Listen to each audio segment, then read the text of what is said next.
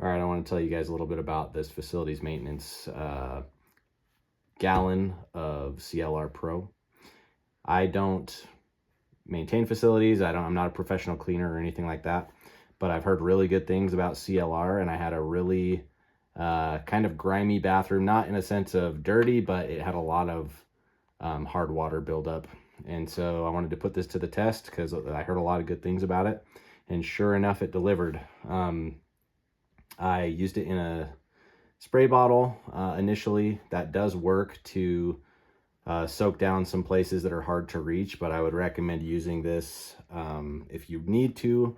You could use it full concentrate, but honestly, you could water it down even 50-50 or 25-75 and it'd be perfectly fine as well. I found that using it in a container with like a sponge or a washcloth actually works a lot better. You're able to make some suds and get the chemical to stay on the hard water deposits a lot longer. I've used it in the bathroom. I've used it on sinks, on shower heads. I've also used it on the siding, as we have some hard water deposits on our siding that I wanted to brush off, and I agitated a little bit, and it's really just worked wonders. So if you're looking to remove hard water, this is the product for you. I know CLR has a lot of different products, but this one worked great for me.